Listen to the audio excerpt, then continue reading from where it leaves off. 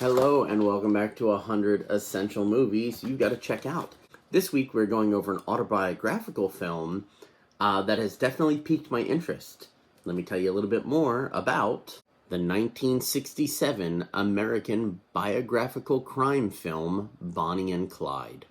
Starring Warren Beatty as Clyde Barrow, Faye Dunaway as Bonnie Parker, one of my favorites, Michael J. Pollard as C.W. Moss, and the film debut of Gene Wilder. There are a lot of really interesting things that came up in this movie that I didn't know as part of the Bonnie and Clyde lore. And one incredibly surprising bit of information, only because I think the only Bonnie and Clyde type movie I've ever watched was Teenage Bonnie and Klepto Clyde from 1993, starring Scott Wolf and one of my longest running crushes, Maureen Flanagan. This is an autobiographical film, but they change a few things, I guess, for theatrical purposes. The first one that I want to point out is Michael J. Pollard, who plays C.W. Moss, is actually a character representing two members of the Barrow gang, W.D. Jones and Henry Methvin. The movie is shot in such a way that it doesn't seem like the gang has been together for a while, when I believe in reality it was more like 3 or 4 years that they were a gang. We start off watching Clyde attempt to steal a car, which unbeknownst to him belongs to Bonnie's mother. When Bonnie catches him in the act, he makes up a story and invites her out for a soda, where he finds out she is a waitress in a job that she doesn't like, and she finds out that he just got out of prison and is the bad boy type, which she almost immediately falls for. In the film, after pulling a small convenience store heist, they drive off to a field where Bonnie tries to make a move on Clyde, and we find out that Clyde in this movie is, for lack of a better word, asexual. Which there is nothing wrong with, but it just surprised me to see in a movie from the 1960s. He keeps referring to himself as not a lover boy, but that he doesn't like boys, he likes women, just not in a physical sense. Which, if you've ever seen Teenage Bonnie and Klepto Clyde, that is 100% the opposite of how that movie works. Oh, Maureen Flanagan. The duo does a couple of small hold-ups, but it really kicks into gear when they meet C.W. Moss at a gas station, and he becomes their getaway driver.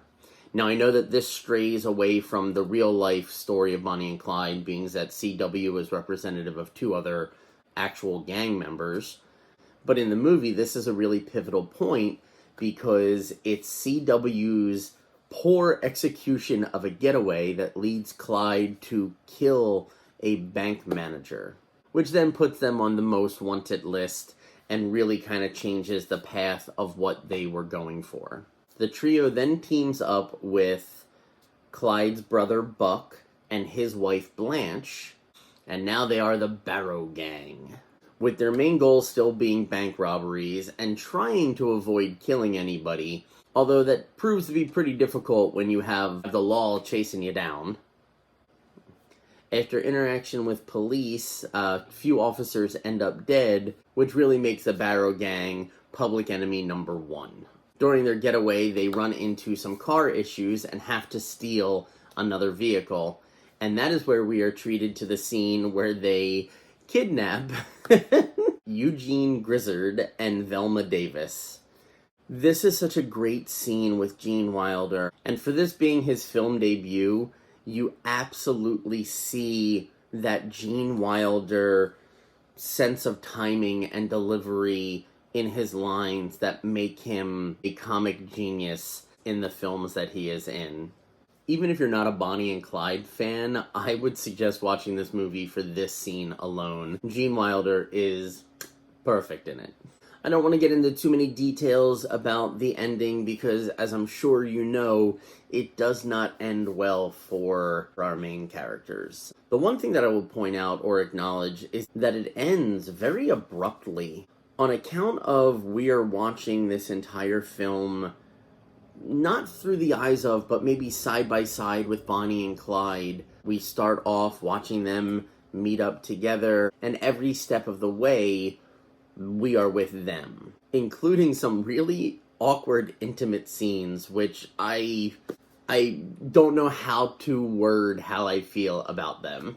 Maybe if this ever comes up on a podcast and I have more time, we can really deep dive into what was going on with that. So after our main characters are no longer with us, spoiler alert, the movie just very abruptly ends. For us, the same way, well, not exactly the same way it ended for them, but in a similar, now we're here, now we're not kind of moment.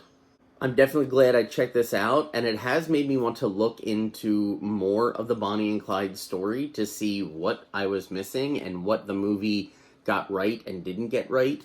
I know there was a big controversy with the way they portrayed the Texas Ranger in this film that led to an out-of-court settlement.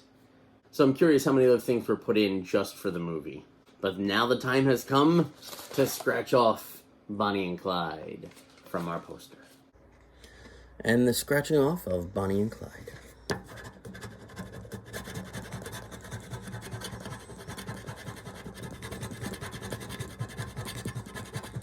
Is that the same image?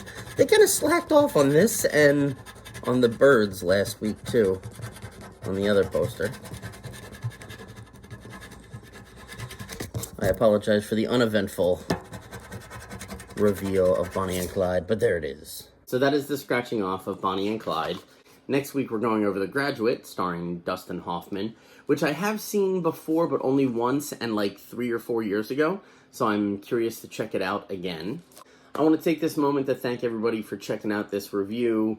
Very big I love you, thank you to my Patreon subscribers whose names are going to pop up in just a minute. If you guys are enjoying these reviews and even possibly want another one on Mondays, check out the Patreon. There are 2 tiers you can check out with different bonuses on each one, including a My Monday movie review, a Patreon exclusive just for you. Not to mention breaking news posted there before anywhere else, and some behind-the-scenes talk of the everyday business stuff in general. It really does mean a lot that you guys have my back. I love you all. You are the best. That's it for now. I'll see you next Tuesday. Later days.